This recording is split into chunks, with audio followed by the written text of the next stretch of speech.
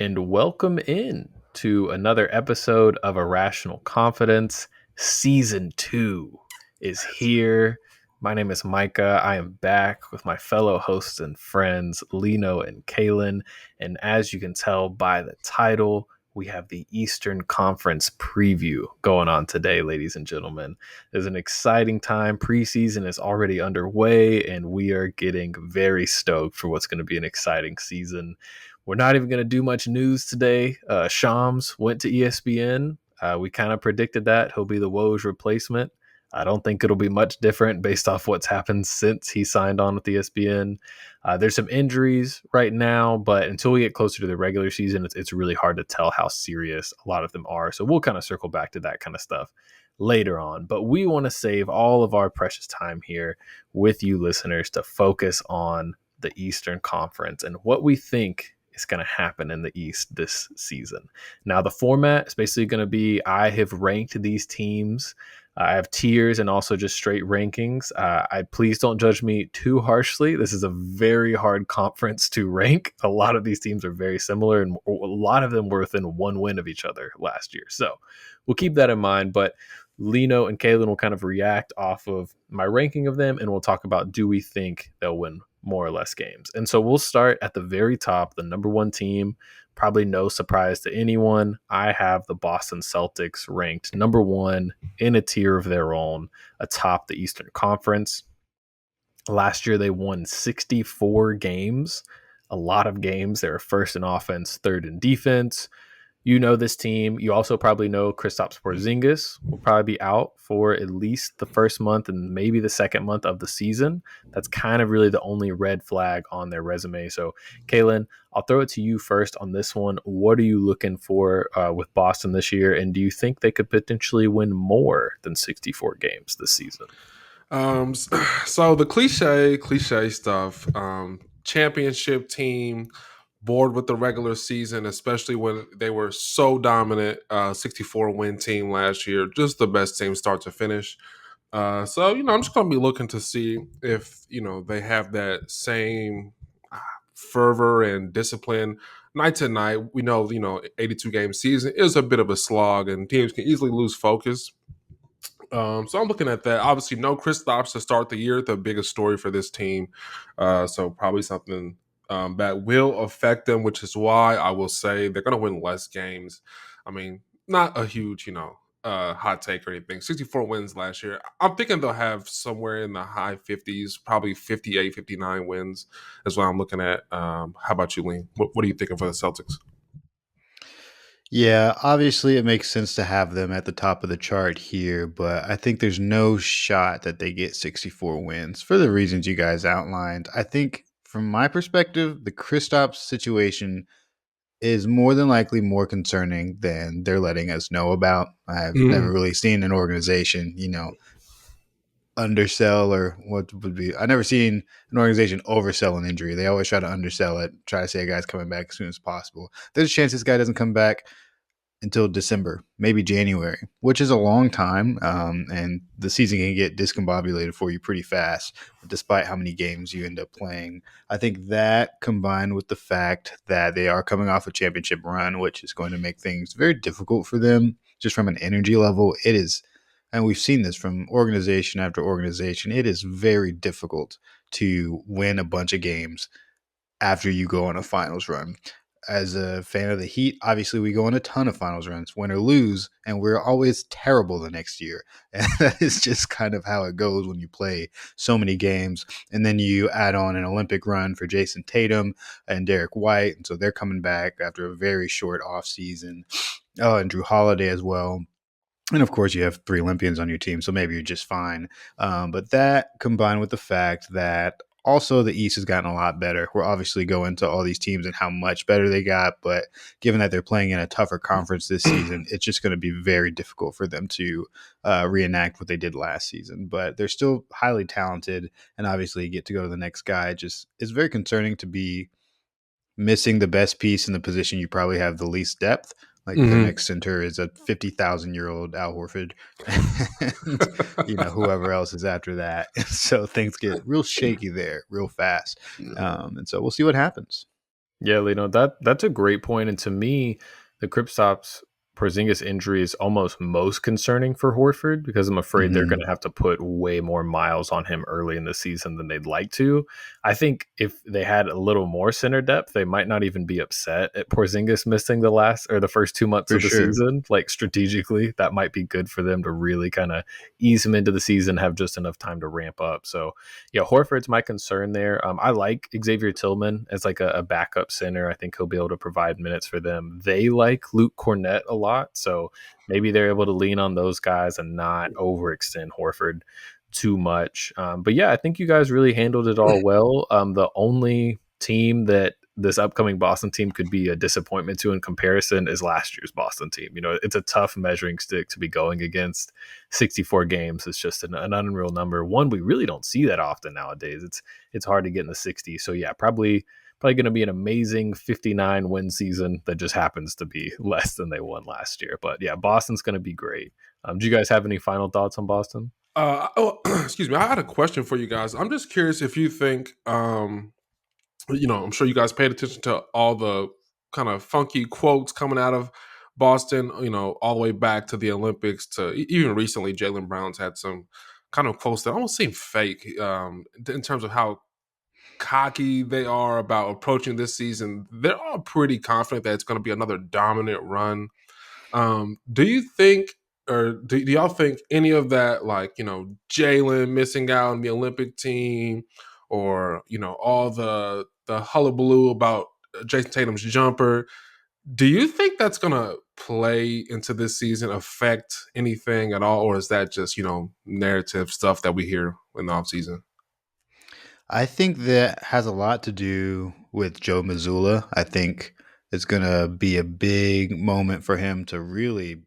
It's so difficult to make a championship team focus again and do it again the right way. All that noise is offseason noise that I think a lot of teams end up going through when you have a bunch of stars on your team. And it's up to superstar coaches like Pop, like Spo, and maybe like Joe Mazzulla to go into the room, get everybody on the same page going into the season. And so I think it matters less the stuff that's going on with them. I don't know if it's really that big of a deal. I think it all is just media narrative. But even if it is real, that wouldn't be the craziest thing in the world. Like that's just what happens when you have superstars in the room that almost feel like celebrities at this point in their career. But it really matters that you have a coach in the room that knows what he's doing. And Joe Mazzulla has obviously impressed people based on the year he had last year, but we'll see if he's really that locker room guy that can get these guys going, or if maybe some of the weird Joe Mazzulla sticks out there doesn't really mesh well with things when things aren't going super well. I've been a Miami Dolphins fan for a couple years now. I'm just now getting into the NFL, and things with Mike McDaniels was super fun the past 2 years. And now that we suck, the conversation around the funny things that Mike McDaniels does as an NFL coach just looks not as fun. And so we'll see how that works out for That's a them. fun But hopefully, comparison right there. I like that. thanks. But yeah, Yeah. we'll see. But that's the guy that I'm looking out for going into this whole Okay, nice. drama around that locker room. What Yeah, about you, Micah? Lino and I have been podcasting too much together, apparently, because yeah, Missoula was my number one thing to think about in regards to how Boston is going to defend this title in the regular season. And it reminded me of a quote. I believe this was from Joe Mazzulla's first season once he took over for Ime Udoka. And Jason Tatum he was saying it, I think it was in a pregame courtside interview, and he was kind of laughing at it, but you could tell he believed it. And he said Mazzulla talks to them about sandcastles in terms of their preparation. And he's like, you could build the most wonderful, beautiful sandcastle in the world. And if you leave it and go to bed overnight, the tide will come in and wash it away. And the next morning, you have to build that same sandcastle. You have to build the sandcastle every morning. And that was like his analogy for preparation and stuff. And I don't know if the players will buy into it, but Mazzulla will. Mazzulla's going to treat this like they're coming off like the season the Wizards just had. Like this is life or death for him. So it'll just come down to how much buy-in he can get from the players and what ends up being like, yeah, coach, we believe you, or eye rolls that, could also be warranted giving his analogies. But yeah, That's I good. think it's going to come down to Mazzulla for sure. But It's not a surprise that Boston's at the top of the East, but I think what's really going to be interesting is really the rest of the playoff spots beneath them and how teams kind of shake out there. And so we can move on to the number 2 team I have now. And for me, this one is tough. I changed it a couple times. Obviously, predicting health is always a tough thing to do with these. You don't want to say like, oh, everyone's perfectly healthy, but it's hard to kind of estimate how many injuries a team is going to sustain. But I will say, I think the New York Knicks are going to be the number 2 seed in the Eastern Conference. I think they're going to have a good year. They won 50 games last year. I think, in my opinion, they'll probably be about around that. They were 7th in offense, 10th in defense. But obviously, we know this is going to be a much different looking team than last year. I project their starting lineup will be Jalen Brunson, Mikal Bridges, Josh Hart, OG Anunoby, and the recently acquired Karl Anthony Towns. So that starting 5 is awesome. Caelan and I talked about their depth last episode. It's definitely concerning. Lino, I want to throw it to you here first on the Knicks. We didn't get to hear as much from you because you were gone. What are you thinking of the Towns trade overall, and kind of how do you project this season for New York? I was pretty excited about the Knicks trade for Karl Anthony Towns. I think they did a good job of, replacing a situation that looked like it was going to get nasty. Like, I don't think Julius Randle was going to be happy going into the season, and I think he was going to be just kind of a landmine in that locker room for 82 games. And so it just made sense to move him and bring in a guy that really elevates the ceiling for this team. I don't know how confident I am in the fit. I do think it's a little bit crazy to put Cat back with his old coach that just didn't work well, and just maybe guessing that's going to work well again. And so we'll see how stuff like that plays out. I do see them getting more wins than they had last year. I think they had 50 wins last year, right? I could see them flirting with like 53, 54 wins and just having a really dominant season if everything goes well. The one thing I'll be looking out for, though, is just they made a lot of moves. This is a very new roster, and the timing of the Cat trade is rough. Like, you're bringing in a guy right at the smack dab beginning of the season. I guess he will have some time in training camp and preseason and stuff to get acclimated, but it is going to be a challenge to, get adjusted to this new roster throughout the next 82 games. So who knows, it might take them 20 games for this team to really figure out, who's supposed to be getting the ball when and how they're going to distribute touches and things of that nature. So we'll see what happens. If that takes a while, then maybe they do fall short, but more than likely I see them being better off than they were last year, and honestly have a good shot at being the number 1 seed if things don't shake out for Boston the way people expect them to. What about you, Caelan?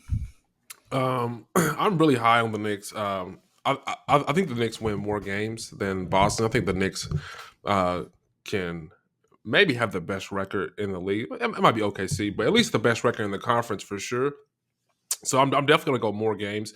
I think the Knicks start out strong, in my opinion. Like I said, in the episode last week about the trade, I'm just really high on this thing, and don't forget, they do have that Villanova connection. The three guys, Josh Hart, Brunson, and Mikal. So I think that's going to help them at the start, and then just having Karl Anthony Towns, just a inflection of energy and something new. I think it's going to help them right from the start. So I'm really high on this team. I love the versatility defensively. Offensively, they pretty much have most of what you need. I'm just really high on this team. And I'm not gonna lie, I get putting Boston first, Micah, because of everything we've seen and what they've shown us, and you could still argue that they are the better team, but in a regular season, like who's gonna win the most games context, I think I am a little surprised you think the Celtics will win more than the Knicks, considering that their starting center is hurt to start the year. So why do you think the Knicks are going to be in second and not first in the conference, Micah? Yeah, Boston was better last year with Porzingis off the court, which was interesting to me from like a net rating standpoint. Interesting. And I think they'll be fine the first 2 months. Like I think Horford, Cornette, Xavier Tillman, like they can make up for it. They have so much perimeter defense. They have guys that do their job at center, and then the offense just flows so well with everyone else they have on the court. And they're just one of the best regular season teams of all time last year. So even with a couple months gone from Porzingis, I just trust them. Tatum is extremely durable. He's always out there. I expect them to have their best player every night. So that's what went into it for me. For New York, it was depth is a concern, which that matters a lot more in the regular season than in the postseason. Mitchell Robinson's going to be out for 2 months, so their center room is going to be shaky as well. Deuce McBride, solid backup point guard. Precious Achua, decent third center, and then you're kind of, getting to names that are going to be new to a lot of NBA fans. So that's my concern with New York. And my other concern is defense. I thought a lot about defense with this team. The wings are great, Hart, Mikal, OG. It's going to be tough. But I was thinking a lot about the Boston matchup specifically, and I want to hear y'all's thoughts on this because I think, at least in crunch time, I don't know if teams will target Brunson the entire game, but I think in crunch time, a lot of teams are going to get their primary creator, whether that's Jason Tatum or Tyrese Maxey, Jimmy Butler, whoever it is, and they're going to try and get Brunson on a switch, right? And New York showed a lot of like show and recover last year, right? They're not going to just willingly switch Brunson on to a great offensive player. But the problem is when you show and recover, you get put in rotation. And now the back line is so much more important. And now it's Karl Towns in the back line. So my fear is they either have to switch Brunson and then Brunson's getting attacked, or they have to go to show and recover or trap, show at the level, and then everyone's in rotation. And it's great if it works out where OG's rotating, but a lot of times Cat is going to be the low man. And I just feel like there could be a lot of possessions where the two pressure points on their defense are able to get attacked at the same time. So they were 10th in defense last year. I wouldn't be surprised if they're like 13th this year. Interesting. Yeah, maybe I'm just too high on the Knicks. But I'm not worried about, and I understand. I think I talked a little bit about teams attacking Brunson and Cat so often that you don't get a ton of the main guys, Mikal and OG, but. I do trust Tibbs. Obviously a great defensive coach there to kind of figure those things out. Who knows exactly how much Cat at the 5. And I think one interesting thing about the East, a lot of these teams at the top did get better, but there feels like there's like 9 teams in the East that are just free wins almost. So we'll see. We'll definitely see. I think teams can kind of catch up faster than ever to the best teams in the league. So we'll see kind of how much better Boston is. But man, I'm really high on the Knicks, so we'll see. Yeah, they're definitely going to be very exciting to watch. Lino, what you got? I was just going to say, that's actually a great point, Caelan. I think you're right, Micah, that's a pretty big issue when you're facing the Celtics, but luckily I think they only have to do that, 3 or 4 times this season. And so the rest of the teams, I just don't know if they have the guard room or the rotation ability or just the high-powered offense to really attack. Maybe the Pacers, maybe Miami. Miami likes to move the ball around, but the ball's going to stick in Milwaukee. The ball's going to stick in Orlando. A lot of these places are just not going to have that issue, and I think they are going to. I think Karl Anthony Towns is coming out of a pretty strong defensive system. Obviously, that comes with a lot of different defensive players, but I think he's also learned a lot since the last time he had to play for Tibbs, and so we'll see how that pans out. But those are definitely good points. Okay, I'm the established Knicks hater on the podcast, so if they fall apart, I'll claim that. If they do really well, I'll pretend I never said anything. So we can move on to my number 3 team. If you listen to our preview from last year, you'll know this team in the regular season is one I always have a ton of faith in. The team I project to have the number 3 record in the Eastern Conference is the Cleveland Cavaliers. Oh, here we go again. Listen, so Cleveland last year was the 4 seed, so I'm just bumping them up 1 spot, not too crazy. And for Cleveland, they were 18th in offense, 6th in defense. And if you listen last season, you'll get kind of a lot of the same ideas. And what benefits Cleveland so much in the regular season is one, their formula. Their formula is Donovan Mitchell supplemented by Darius Garland with great defenders around them. That generates a lot of wins in the regular season. We saw it in Utah with Donovan Mitchell plus good defenders. They were always top 3, top 4 in that conference. I think that'll continue here. They also have depth where it matters. They almost become a better team when one of their bigs goes down, which is interesting. So if they lose Jared Allen for 2 weeks, that unlocks Mobley at the 5 or vice versa. And they can go to more spacing with Dean Wade and different players like that. And then you also have the way that Mitchell and Garland are slightly redundant. If one of them goes down, then you just up the usage of the other player. So the way that their star players are redundant and the way that I believe in their defense makes me think they're just going to be a regular season wins machine. So last year they won 48 games. Caelan, do you think they're going to win more or less? I don't know if this is cheating. I have them at 48 wins again. I think they're going to be more or less the same team, both in the roster and just kind of how they perform this year. I don't want Jared Allen to get injured. Maybe I just want him moved, but I think there's something more. And I've been kind of down on Mobley, but I think there's something more here. I don't know what even's bringing about this shift, but I've been looking at Mobley and thinking about him, especially defensively. I think Mobley at the 5. I think this year he's ready, Micah. I just think that he could be a guy who can just anchor your defense full time. I think he's one of the best defensive players in the entire league. So I would love to see him get more opportunity. And you definitely make an interesting point when you talk about one of the bigs going down and then one of the guards going down, because they are a little redundant and it allows the other person to shine and do more, take on a bigger role. But with that being the case, I don't know. We can't assume that these guys will necessarily get injured. So maybe they're never fully kind of unlocked like that again. I'll be interested to see. They fired their coach, right? They fired Bickerstaff. Is that who's the coach?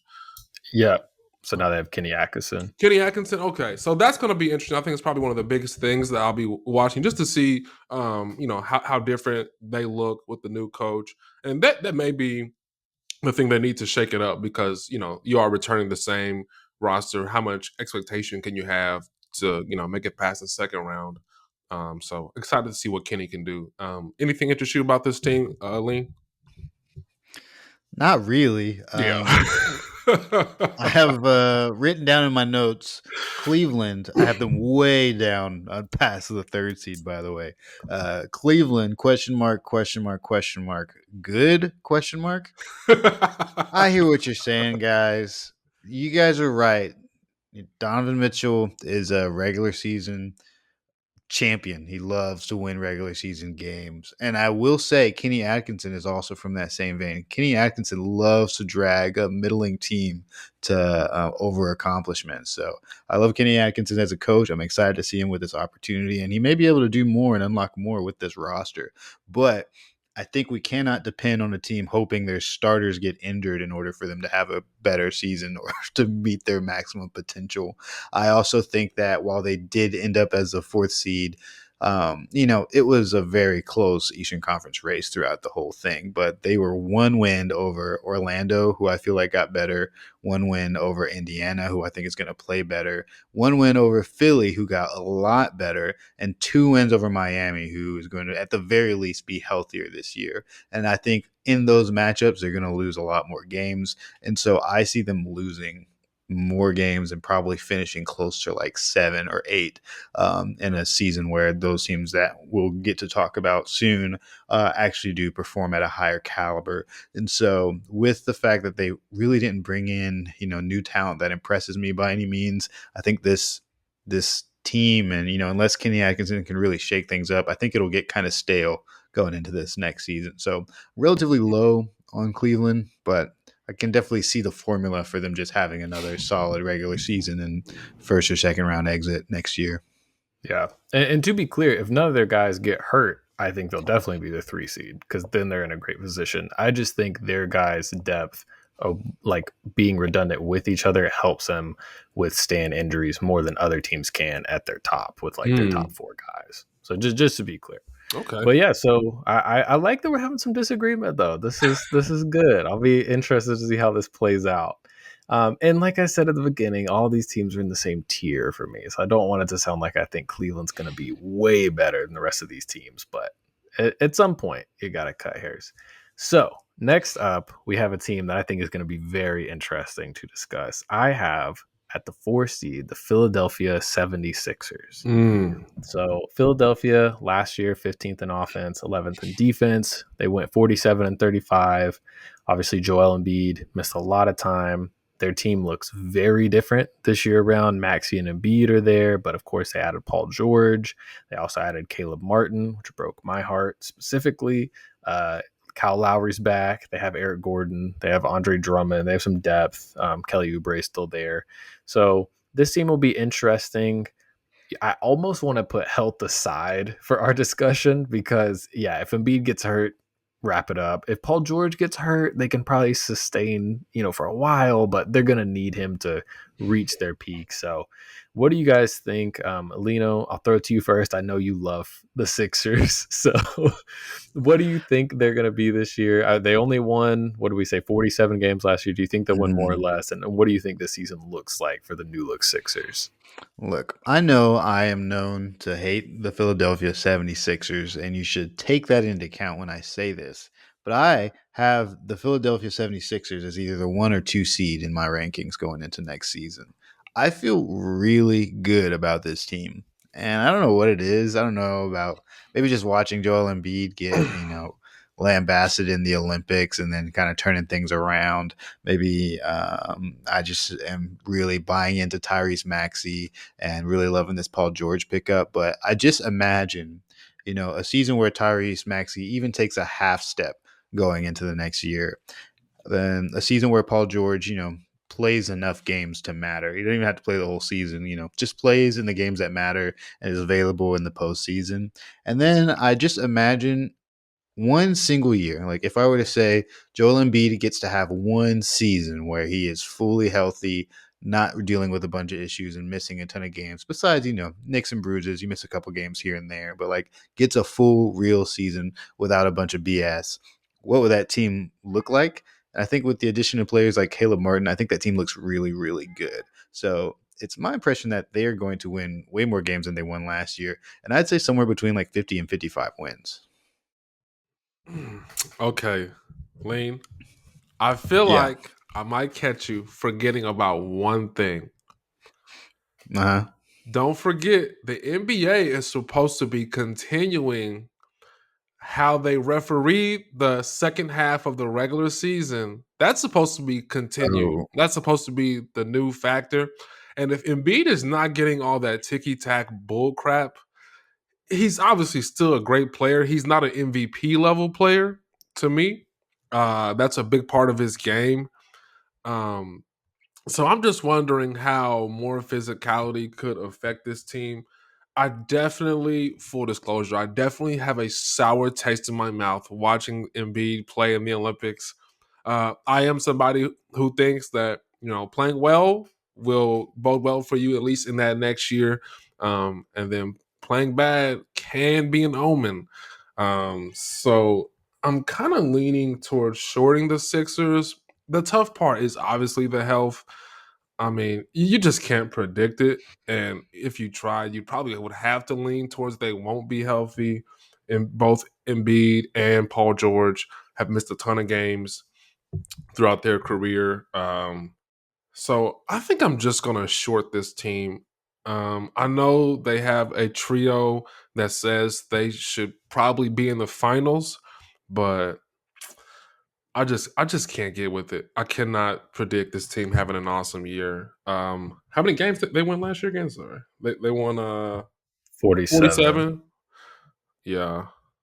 I'm gonna go less, which less doesn't mean they're terrible. They could win 45 and I'd still be right, but I'm just gonna go less. I'm shorting them.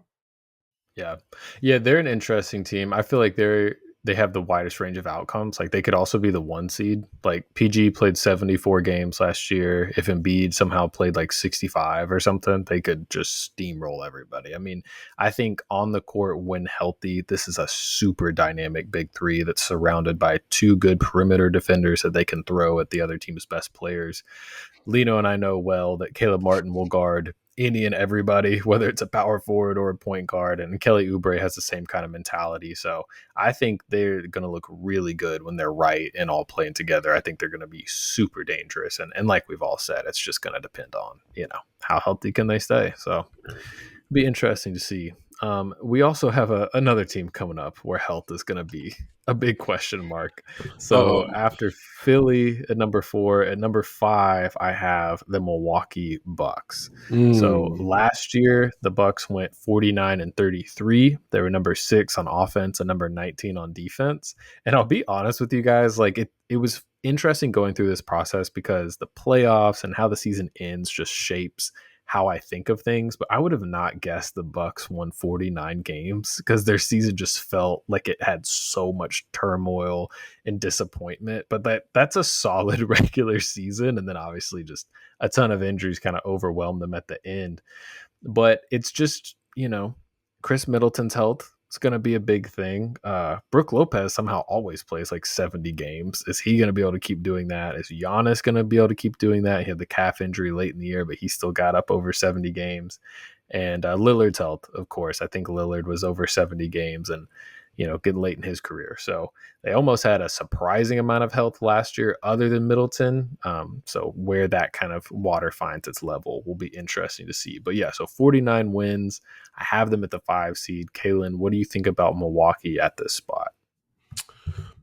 This is a good spot. I think the top of the East, I think a lot of these teams are going to be, 1 or 2 wins off. So it is hard to predict the actual seeding. So, I'm being a little nice to you on some of the seeding because I have had some disagreements. But, I think Milwaukee is a great team to beat up on the bottom feeders.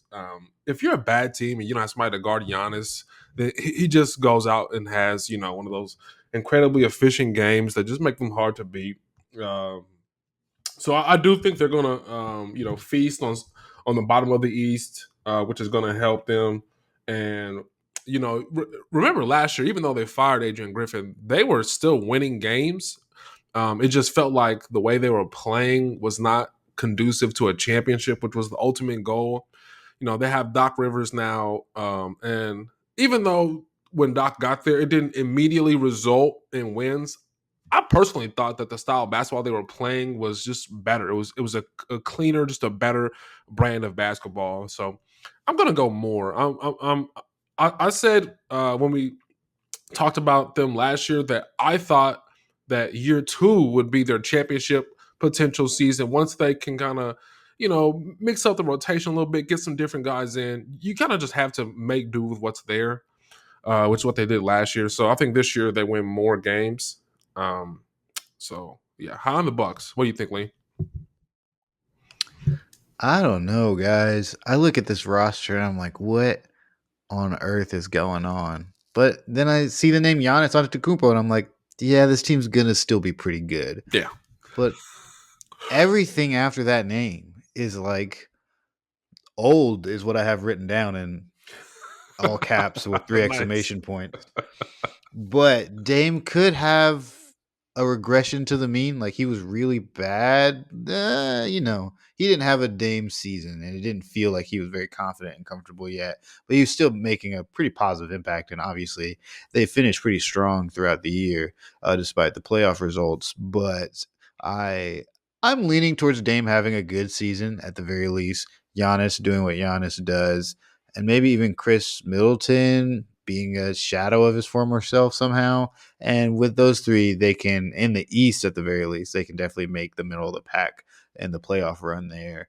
So I don't know if I'd go higher or lower. I'd see them at 49 wins again, I guess. Lee, being less effective? Lee, don't you think that the vibes around Dame last year were really poor? I think he did not want to be in Milwaukee. I think he was angry about how that whole trade thing went down. I think he had rather been in Portland if he wasn't going to be in Miami. I think this year two, they have a coach that he probably likes better than Adrian Griffin. I think he's kind of just come to grips with, his new life. I think he's adjusted. I think that's going to help him play better and just be more engaged.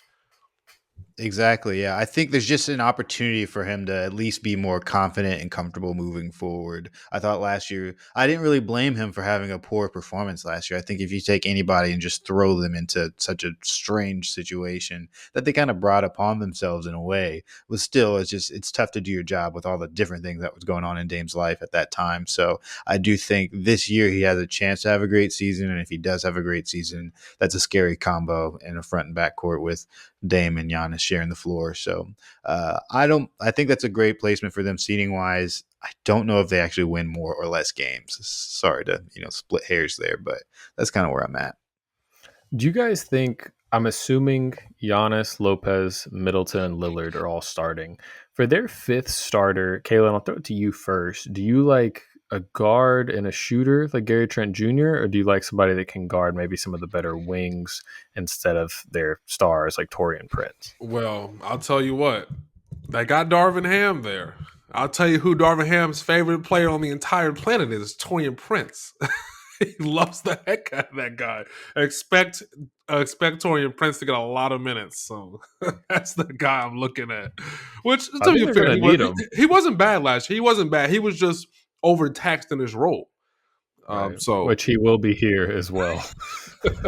Go guard the best perimeter guy. I'm Taurean Prince. Has Gary Trent Jr. been on this team for more than one season, or is this his first season with? He just signed. Yeah, he just. Oh, okay, gotcha. That's interesting. That's actually a name that I recognize and think could be good for them. It should be better than Malik Beasley. It should at least be a slight upgrade there. So I mean, he'll shoot it. He used to be able to kind of generate steals. Maybe he can get back to being kind of a plus defender. I was gonna say that's not the fairest thing to Malik Beasley. He shot the crap out of the ball for them last season. He can't guard anybody. I don't know if Gary Trent's going to be helping. Gary Trent can't guard anybody either. He's going to be.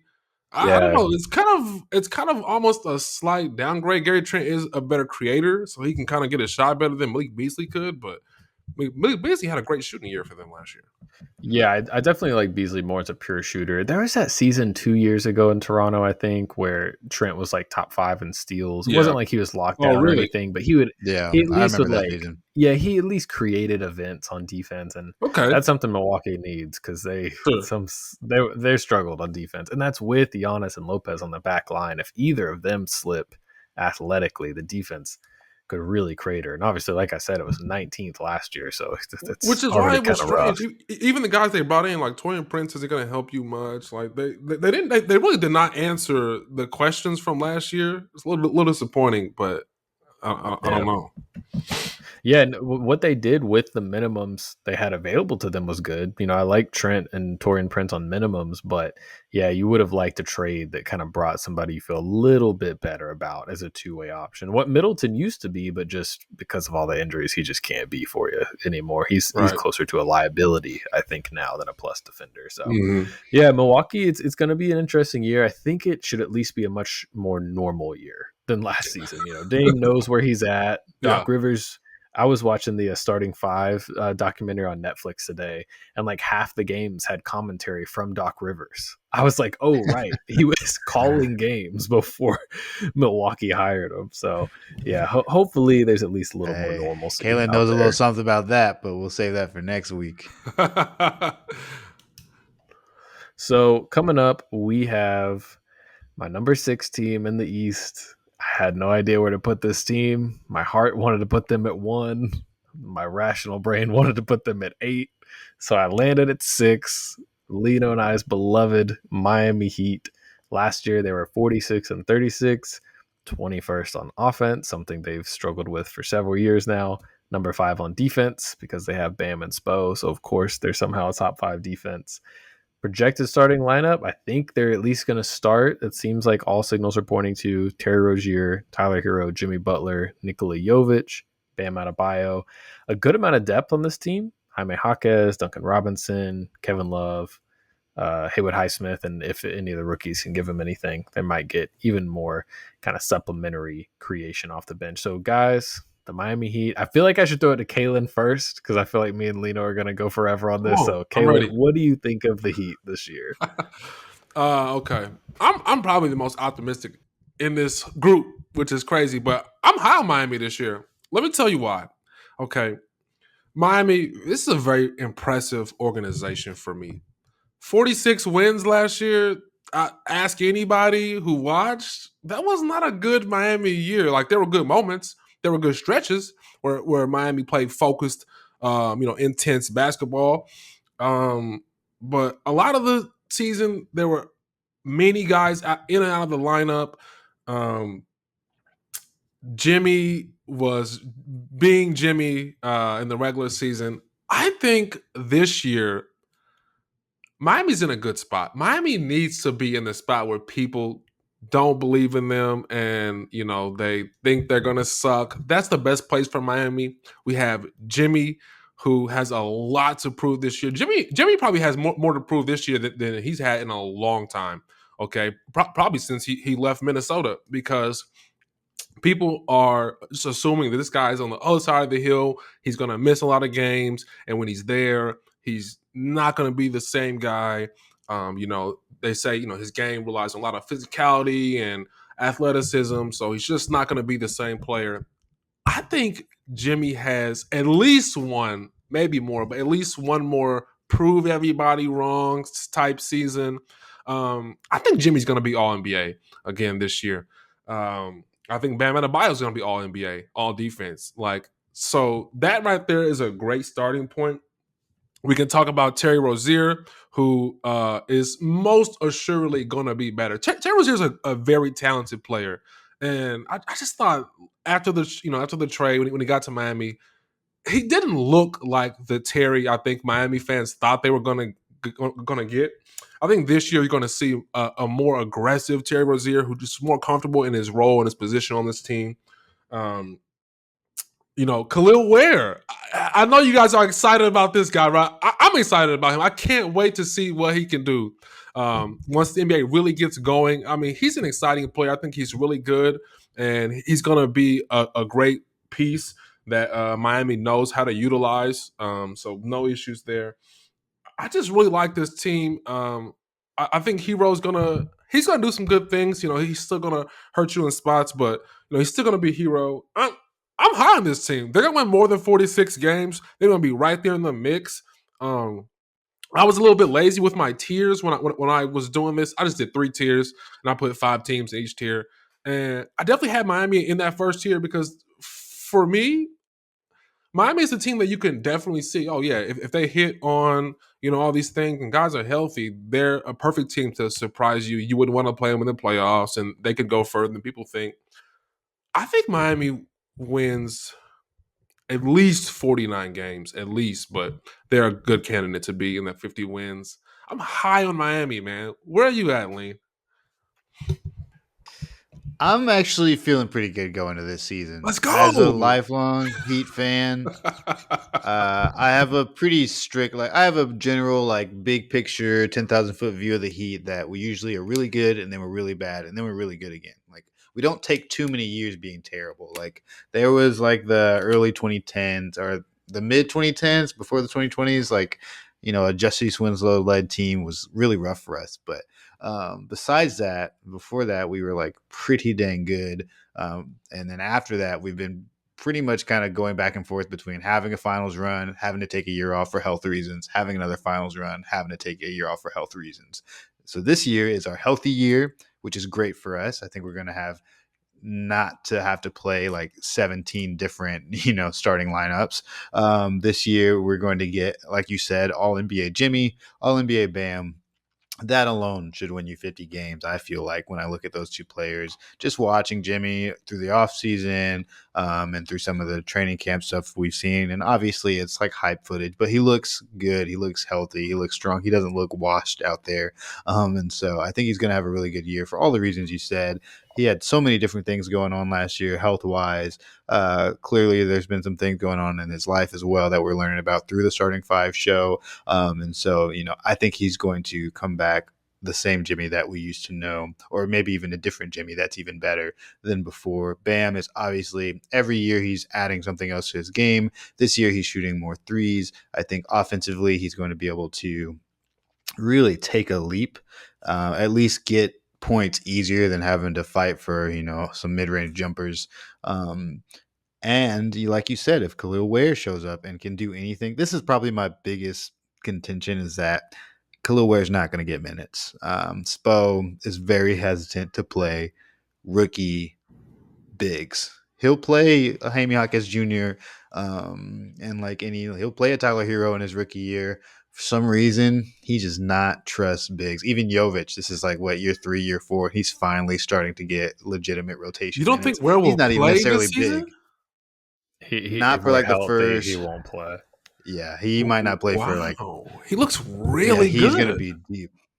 He looks solid. I think he's a good player, and I think eventually he will play. I think that's just Spo's system. He wants those guys. And I will say, I've been watching a ton of football this year. And so you're going to see through this next season of the show, there's going to be a lot of random analogies. But get ready to watch a lot less, buddy.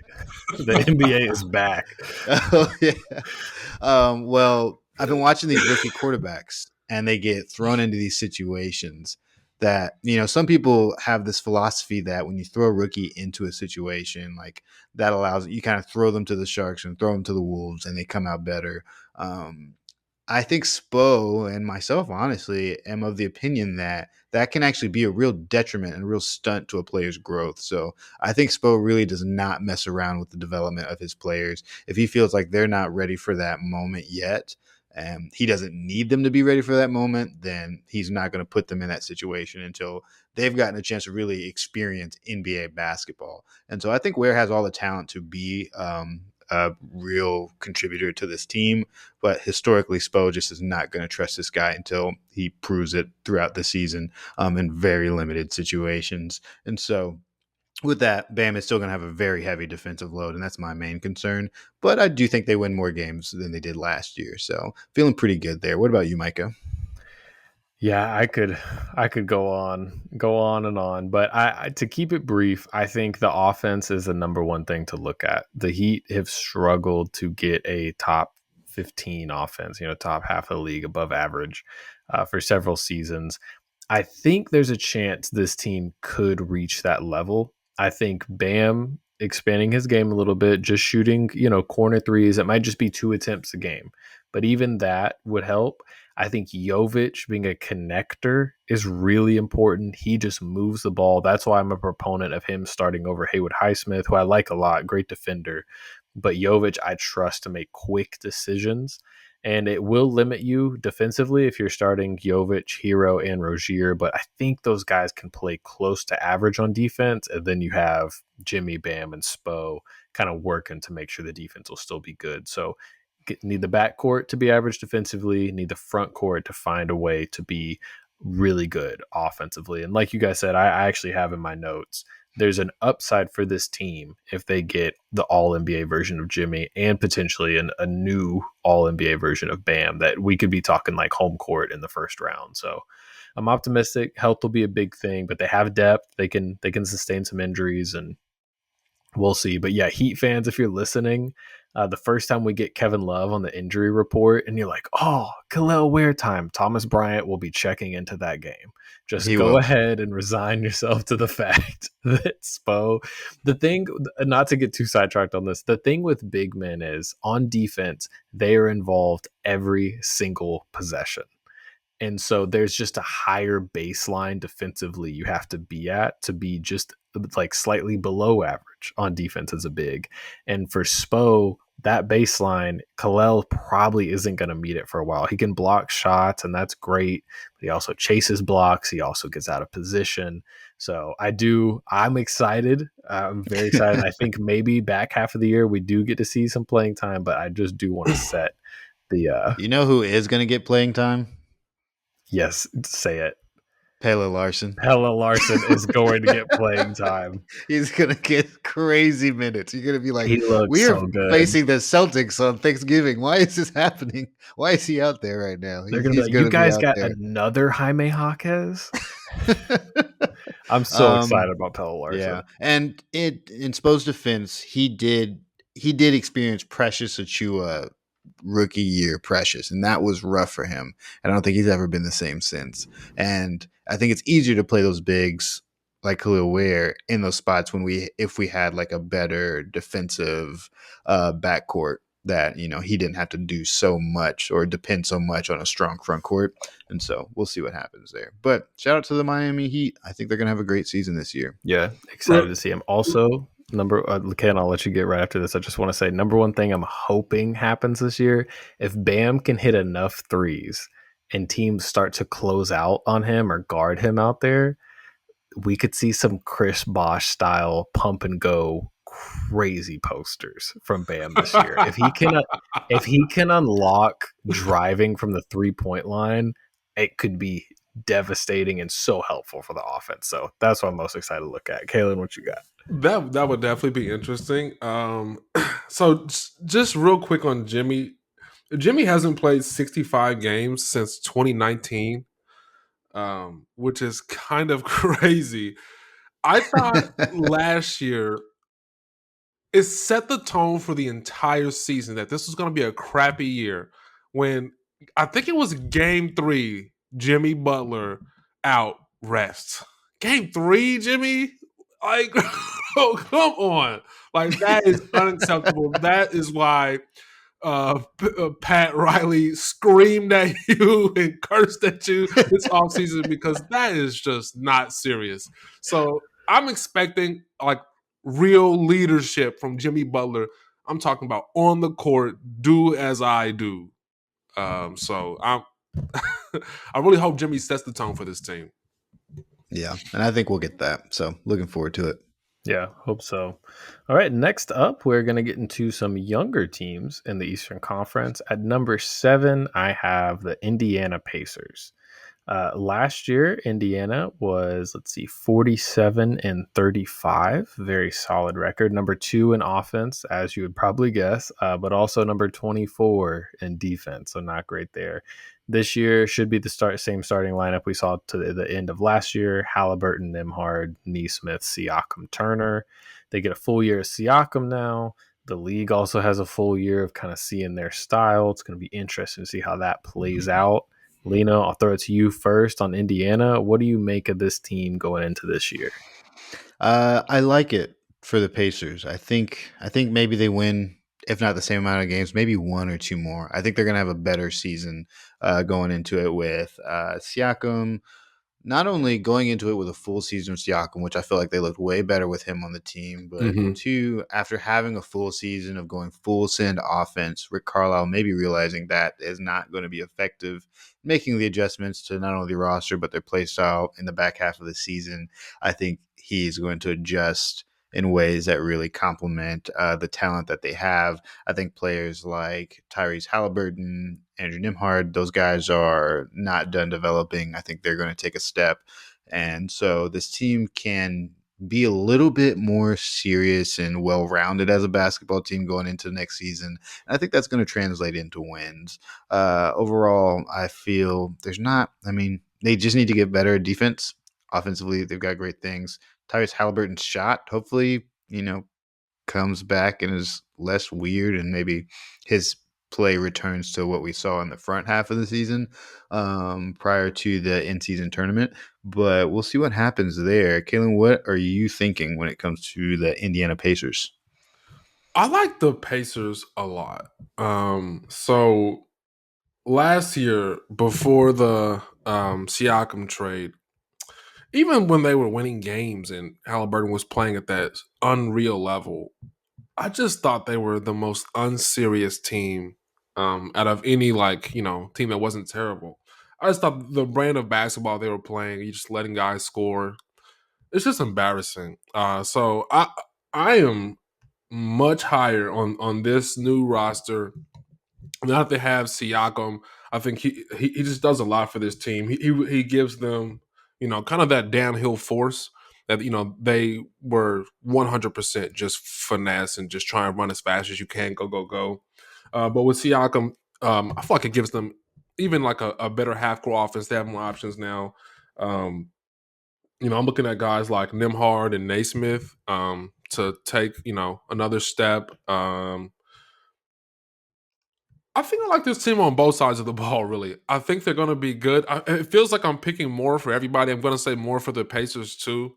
But probably like Lane, maybe like a game or two more, nothing crazy. But I do think they are better. And I just think this is a more serious team. Like this isn't just, some bunch of young guys being more athletic than you on a Thursday night because you didn't feel like running. This is a serious basketball team. So I like them to be even better than they were last year. What are you thinking? I just want to say, sorry, Micah, before you go into it, I think this is the year we get Jarris Walker. I think we're going to get to see Jarris Walker. I think he's ready. Rick Carlisle let him out. I know he's a good basketball player, and the Have world is you ready to seen see him, it. Lino? I have not seen him. Is he alive? Is he okay? I've not seen him, but I can tell my spirit connection to Jarris Walker. Jarris, if you can hear me, I hope you get freed this season and let loose on the league. I don't know what happened. Maybe Rick Carlisle's just a smarter basketball guy than I am, but I thought he was a pretty good dang prospect coming out of college. And I just want to see him on the floor. Like I just want to see him play. I think he's going to be good. Yeah, Indiana's a weird one for me. I like the Siakam trade. I think he balances their team. For me, I think most of my concern comes from Miles Turner. I feel like defensively he's gotten worse probably every year dating back to like 2 or 3 years ago, back when he was really a premier shot blocker in the league. And some of that is stylistically, Indiana really tried to focus on different areas of the court defensively and maybe put Turner kind of in jeopardized positions. So, and having Siakam next to him will help, just more size out there. But I'm a little bit concerned about Turner, and I think they rely on him a lot on defense. So we'll see what happens. But yeah, if they could stay top 5 on offense and just bring the defense up to like top 20, that would be a very formidable team. So be excited to watch. Also, any Indiana fans listening, I know you probably hear that I have them in the play-in. I have a giant tier from 2 to 8 in the East. Any of these teams, I genuinely mean it when I say they could finish second and they could finish 8th. It's just going to be injuries and different things. So, I'm not trying to dish your teams. I had to order them in some way. So that's kind of how it ended up. Do you guys have any parting thoughts on Indiana? I'm good. All right, we can move on to frankly the last good team in the Eastern Conference. We will roll a little quicker through the other teams, but I do want to spend some time on this one because I have the Orlando Magic up next. Bryce, if you're listening, I'm sorry, Yeah. but I have Orlando at 8, and it's mostly by default. Orlando last year won 47 games. They were number 22 in offense. They were number 2 in defense. The defense is awesome. They added Kentavious Caldwell-Pope, probably only make the defense better.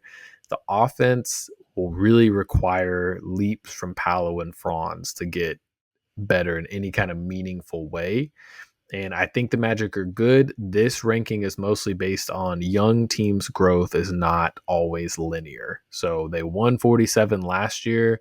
A couple more guys missed games. A couple guys have disappointing years. Maybe it's only 46 wins, 45 wins this year. That was kind of my thinking. But again, it's a giant tier. They could be the 2 seed if Paolo turns into a superstar. So, Caelan, I'll throw it to you first. What do you think of Orlando this year? Yeah, I do feel bad because I think Orlando's good. This is a good team. I like the KCP addition. It's a really smart pickup. It's going to make them better, like tangibly better. I still have to go with less. I think they're going to win less games. It sucks to say. I don't like they're. I think last season they just were a little ahead of the curve for me. I'm not sure if they were like 47 wins good. That felt a little high. So I think they're gonna, even though I do think slight improvements from players getting better and adding KCP. I think they take a small step back in the wins department, and I think the number one thing I'll be looking at this year probably just the development of Franz Wagner. He's an interesting player, and it's tough to really know how I feel about this guy, especially after the playoffs. I want to see how the shooting looks this year, and really just his overall development, how he kind of controls the offense. It's still going to be, they're still going to rely on his distribution this season. So I'll be looking at him, but I think, like you said, Micah, maybe a few less wins for the Magic. I still think they're good, though. What are you thinking, Lee? Don't worry, Bryce, brother. I'm clocked in Oh, now. no, I'm sorry. It doesn't feel good. Let me make the case for the Orlando Magic winning more than, what did we have them down here for? 47. Or, right? 47. Let Yeah. me make the case for the 50-win Orlando Oh, my Magic. Let's gosh. take a look here. Let's see. Paulo Banchero has a better season, continues to get better as a basketball player, becomes a superstar that pretty much every draft prospector thought he could be. That happens. He just, whatever he needs to get better at, he does. Let's see here. Franz Wagner has another step in him. Doesn't shoot 28% from three, maybe makes it to like 35, 36% from three. Makes the whole offensive system just make more sense, and is a little bit easier to get those buckets. Let's see here. Jonathan Isaac comes back, has a really solid season, plays more than 58 games. I think he placed ninth in Sixth Man of the Year votes last year. And hey, let's keep that train rolling. Let's keep having him be the active player that he is. Let's hope Mac McClung never touches the floor, and you never have a reason to put him out there. That means instant wins automatically. Anthony Black, 6'7" point guard, develops a little bit further. Tristan Da Silva, really rangy wing that I think can develop even more. Some really young guys who can start to contribute going into next season. And, maybe they don't have the bad luck that we kind of expect them to have after maybe overachieving. And they can really ride into the sunset and grab 3 or 4 more victories going into this next year. Caelan, you did make a point that I feel like I've gone higher on a lot of these teams. So I guess what we're saying is the East is going to destroy the Western Conference next year because that's the only way all these teams win more games somehow. But yeah, I feel solid about this. I definitely see y'all's concerns. I don't know if KCP really moves the needle for this team, even though I had him in my top 10 shooting guards conversation. Earlier this offseason, but I do think there's a path for them to be better. I don't think all hope is lost in that. They just kind of have to have a worse season just because it's the natural order of things. I think they do have a path and the players that can perform and, elevate themselves to make them have a season where they win maybe 49, 50 wins next season. Excellent. Well, Lino, I'm glad you said that because Miami's first game is against Orlando, and if we both had been lower on them, they definitely would have beat the Heat opening night. So I appreciate you at least gave us a 50-50 shot. Absolutely. Listeners, if you're looking at this now and you're thinking, man, there's not a lot of time left in this podcast, I have so many more teams to get to. It's because these teams are not good, and we're just going to try and give you a couple quick hitters.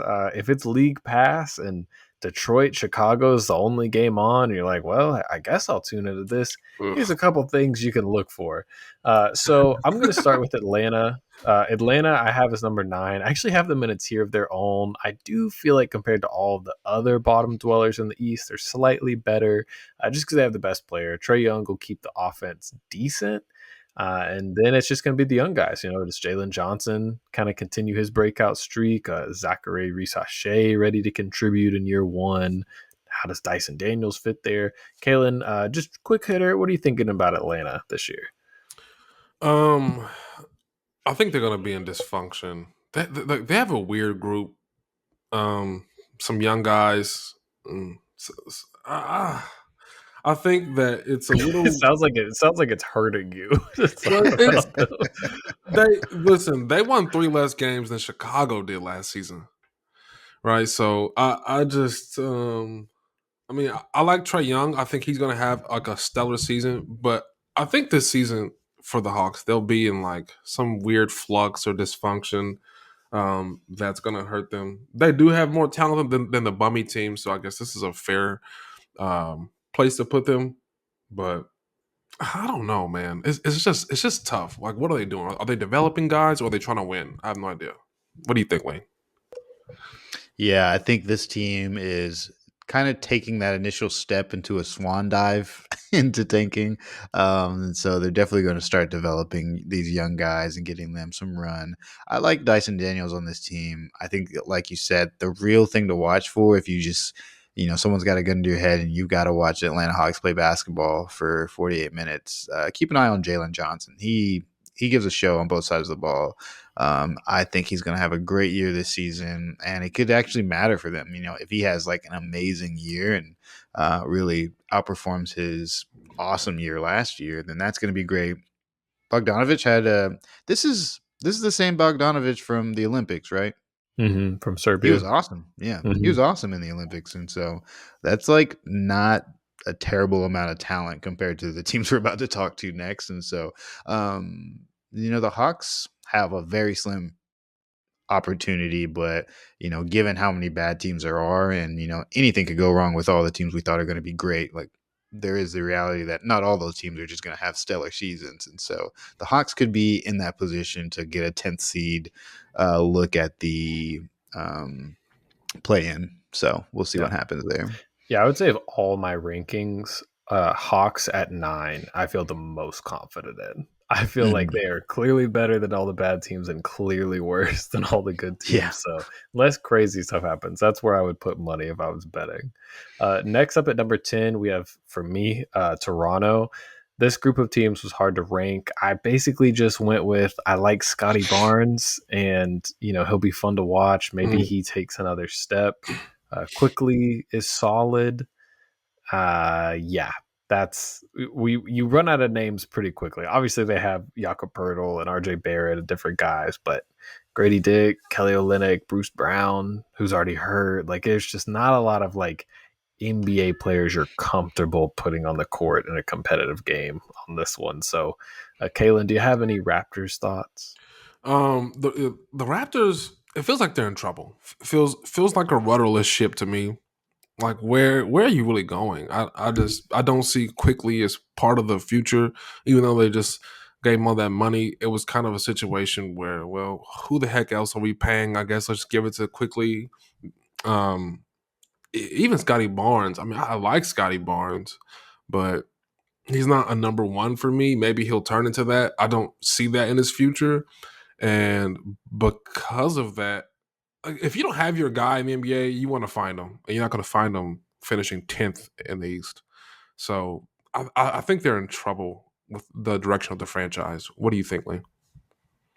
I agree. I think they need to sell everything. I don't think Scotty Barnes is the guy to lead this team to a Yeah, I championship or don't think something, so. like, or a future version of the Raptors. But I love Scotty Barnes. I had him in a pretty high. I can't remember where in our top. Too What high. was it, small forwards?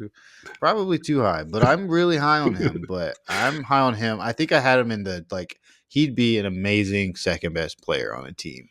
But if you can't get that, I don't know what this Raptors team is going to do. But he'd be the one to check in on. If you want to see Kelly Olynyk outperform random centers throughout the season, that might be something that's fun. Kelly Olynyk is just one of those guys who you just look, he's like, why is he playing better than everybody else on the court today? He has like 15 games a season where he's just the best player on the court for some reason. So something to keep an eye on there. But otherwise, I would maybe go see a movie or something, or see what's on Netflix. There you go. Next up, I would say the team that it sounds kind of insulting in this group, but I do think has the most upside of this tier. And for me, that's actually the Detroit Pistons. So as everyone probably knows, the Pistons were the worst team in the East last year, but I kind of liked their summer. They definitely needed to get Monty Williams out of there. JB Bickerstaff is a solid, no nonsense coach. I think he really raises their floor. And due to some pretty good signings, I mean, at higher numbers than I would have done, but still players they need, they suddenly have like average shooting, which is something they've been so far from for several years. I assume they're going to start either Tim Hardaway Jr. or Malik Beasley at the 2. That's awesome, having a gunner in the backcourt next to Cade. Then you have Tobias Harris, who can play power forward. We've seen Tobias Harris for years now. He'll shoot threes and space the floor. And I think that's important because ultimately this team comes down to Cade Cunningham, Asar Thompson, and Jalen Duren, and finding out what level of NBA players those guys are going to be. be. And now you've put them in kind of a good position to develop. So that's my Pistons pitch. Lino, how are you feeling about your team? My Detroit Pistons. Wow, that's crazy. I do feel better about this season. I think I don't know. I felt good about Monty being the coach last season, and then as the season went on, it just made less and less sense the decisions he was making. So I don't want to pretend like, oh, I was always low on Monty, and I'm glad they finally got him out of there. Like, I thought he was going to do pretty well with this roster, and things went very, very poorly. But I am more confident in JB Bickerstaff's ability to work with a young team like this. I do like the shooting. I mean, even having Tim Hardaway Jr. in there, who's not maybe the most efficient player, but he's a scorer. Like, he's going to shoot the ball, and you have at least some hope that he's going to make some, tough shots here and there. And so I like that. I think this team is one of the teams that, like, you might not watch this team to see them win a bunch of games, but they've got a lot of young talent here. I think Cade is obviously an incredible player. Asar Thompson, I think, will have a better season. Jalen Duren is bound to give you just the randomest, like, 30-20 game that do his best impression of an amazing center. When did they get Wendell Moore Jr.? Have they had that kid for a while? Is that new? I'm just looking at the roster now. I really liked that guy in the draft a couple years ago. So I was about to say, I haven't followed him closely. So he has not been getting run anywhere that he's been so far. He's been in the league, I think, 2 years and not really getting any play time. I think he got drafted by Minnesota and then traded. But if he's going to get some run, that's going to be fun to watch because I was pretty high on him in the draft back then. So we'll see what happens there. I wanted the Heat to draft him, actually, and I guess I'm glad they didn't because he turned into a journeyman. But we'll see what happens. Maybe this is his forever home in Detroit. But shout out to the Pistons. Maybe this is the year. Maybe I wasn't wrong about last year. Maybe I was just early, and this is the year that they really make a run. But probably the most fun team to watch outside of maybe a team we're about to talk about next. But not that they're actually going to win those games. Just that you like look and be like, wow, that guy did pretty good. Micah, I'm sorry. I got to put you on the spot here, brother. You just put the Pistons at 11th. Okay. Last year, the Pistons won 14 games. The Brooklyn Nets finished 11th last year. They won 32 games. I want you to tell me which one of the additions that the Pistons made in the offseason that's going to be worth 18 wins. Here's the thing. You know how for the first hour of this podcast we were saying more wins than last year. Those are all coming from these teams at the bottom. The Brooklyn Nets are going to win like 6 games next season. Well, the 11th seed probably still wins close to 30 games. Maybe. And this team could win like 28 games. I mean, they were 28. They won 14 games last year. 28 games. Killian Hayes was starting. Killian Hayes playing 40 minutes a game. That's addition by subtraction. They did not get twice as good over the offseason. I promise you they did not get twice as good. Like twice, twice as good at 14 wins is not. Yeah, crazy. That's like saying like you have 2 eggs. That's twice as many as when you had 1. It's like, well, yeah, but it's still like 2. It's not. I don't know. Like you gotta go look at that Brooklyn Nets team and see that. And here's the other discussion: these teams beneath them. What I don't know what the argument is to like put any of them above Detroit. Like I have Charlotte next. We can kind of just roll through these quickly since we're at the end. Charlotte, I think LaMelo gets hurt like always. I don't know if Charles Lee is going to be able to make much of an impact. Brandon Miller's pretty good. That's the Charlotte pitch. I don't know unless LaMelo's playing more games than he ever Charlotte has. Charlotte is definitely better than them for my money. They have better players. Their team's better without LaMelo. I mean, I guess if you just say LaMelo's going to play 30 games again, I mean, he's going to play Mark more. Williams is already hurt. Yeah, I don't know. I think Detroit's going to be pretty garbage again. I think okay. I think they're going to be 14th, 13th at best. Okay, let's keep going. Let's say Charlotte, Detroit is a toss-up. Next up, we have Chicago. Here's how I'm going to sum up Chicago's offseason. They got rid of their 2 best players, their best offensive player and their best defensive player, and they replaced them with Josh Giddey. I think Detroit's going to be better than that. I don't know. I probably will still pick the Bulls, to be honest. I think they're still gonna be better. The Pistons suck. They're really bad. I think But I get what it's a new team. They have I all get new what Caelan's players. saying it's though. it's When you not a look at this, it's like, is Chicago going to be 25 wins, like 20 wins or less next season? Maybe, but they were able to get to 39 wins with that team. And yeah, they had Alex Caruso. Yeah, they had better players, but they were also injured like hell. Like that team was not fully built out for most of the season, and they scrounged their way to more than double Detroit's wins last year. And so when I look at the gap between Chicago and Atlanta last season and then Detroit and Washington, it's like that's a pretty big gap, and I don't know if they both move in the same in opposite directions enough to like cross paths. Like and, I don't know how and Detroit Josh does Giddey's that. not a zero. Like I feel like because we all three were like low on Josh Giddey and we didn't necessarily like trading Caruso for him. That now it sounds like the pendulum swinging a little too far. He's not a zero. Like he's not a player that I would want over Caruso, but he's like a player that can do more on the court than Caruso can. So he's going to help them as well. Kobe White, I'm really high on. He had an awesome year last year. I don't know. The Bulls are definitely going to be better than the Pistons, I think. These are going to be good clips in a couple months. These are going to be good clips I because think they're supposed to get Lonzo back this year too. the Yeah, Pistons are Lonzo's back. incentivized to win. They are trying to win. Chicago needs to lose to keep its pick.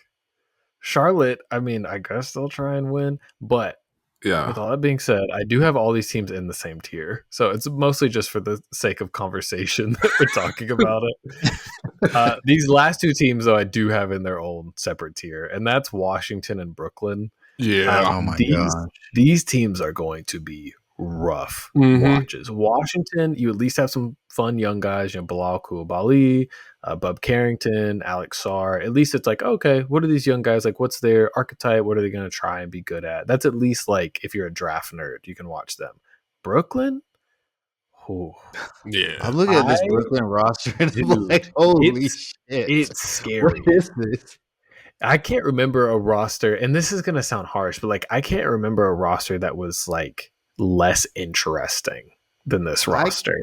I've never seen a roster with not one good player on it. Yeah. I mean, yeah, and you know, like Cam Thomas he's going to score a lot.